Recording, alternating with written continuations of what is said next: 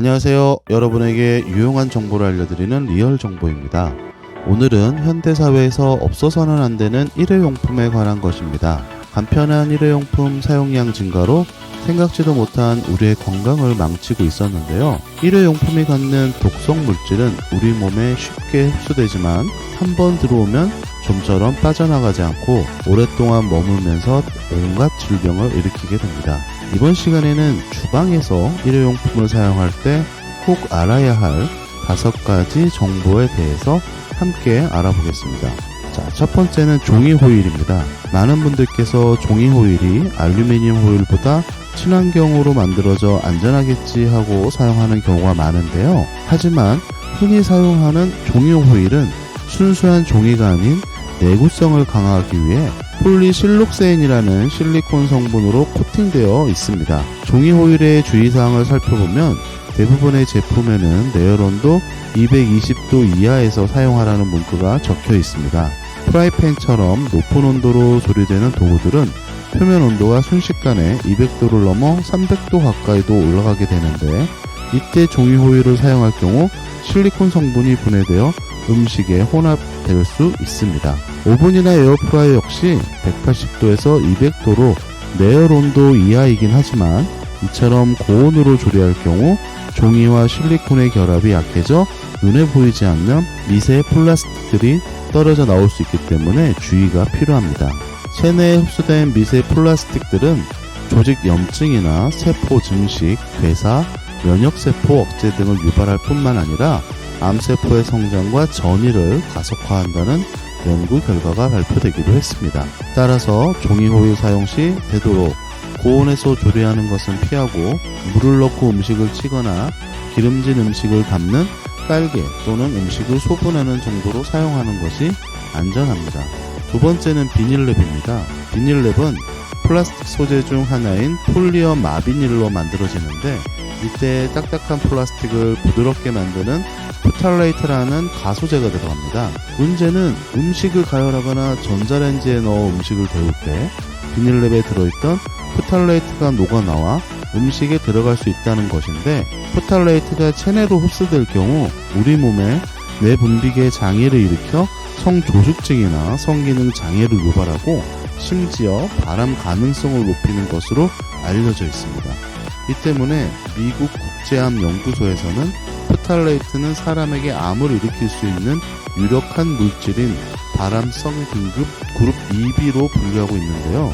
최근 시중에서 파는 가정용 랩은 폴리에틸렌으로 대체되고 있지만 프탈레이트가 들어간 폴리어 마비닐 랩이 상대적으로 접착력 등이 우수해 아직도 일부 가정용이나 업소용으로는 사용되고 있습니다. 따라서 랩을 사용할 때는 되도록 섭씨 100도 이상으로 가열하거나 고온의 음식이 닿지 않도록 하고 전자레인지 사용 역시 피하는 것이 좋습니다. 또한 랩에 들어간 성분은 기름에 잘 먹는 성질을 가지고 있기 때문에 지방 함량이 많은 고기나 튀긴 음식, 알코올이 많은 식품을 랩에 직접적으로 닿게 하여 보관하는 것은 피하는 것이 좋습니다. 세 번째는 플라스틱입니다.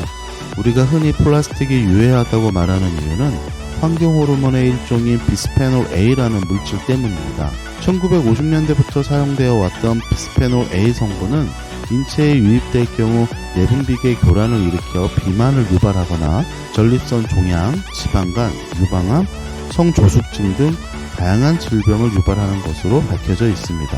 특히 이러한 물질들은 열을 가할수록 더 많이 용출되는데, 예를 들어 플라스틱 용기에 음식을 담아 전자레인지 같은 곳에 익혀 먹을 경우 엄청난 양의 환경 호르몬이 녹아 나오게 됩니다. 때문에 플라스틱을 전자레인지에 넣기 전에 사용이 가능한 것인지 아닌지를 반드시 확인을 해야 합니다. 전자레인지에 사용해도 된다는 문구나 전자레인지 모양의 마크가 있다면 사용이 가능하지만, 이 마크도 없다면 환경 호르몬과 같은 유해 물질들이 녹아 나올 수 있기 때문에 전자레인지에 사용하는 것은 피하는 것이 좋습니다. 네 번째는 코팅 프라이팬입니다.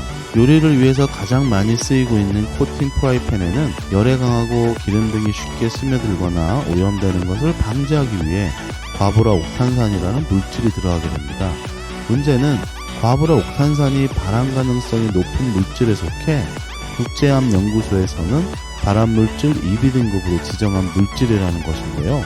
고온에서 조리하거나 프라이팬에 코팅이 벗겨지게 되면서 과부라 옥탄산 성분이 더욱 많이 방출되게 되는데, 이것이 체내에 한번 들어오면 밖으로 빠져나가기까지 수년에서 수십 년이 걸리기도 하며 체내에 머물러 있는 동안 간이나 신장, 혈액 등에 쌓여 강력한 독성을 나타낸다고 합니다. 특히 미국의 의과대학 연구팀의 연구에 의하면 PFOA, PFOS 등의 과부라 화합물에 많이 노출된 사람은 그렇지 않은 사람보다 간암에 걸릴 확률이 무려 4.5배 더 높다는 결과가 나왔으며, 미국 미시간 대학 연구에서도 고혈압 발병 위험이 71%나 높은 것으로 나타났습니다.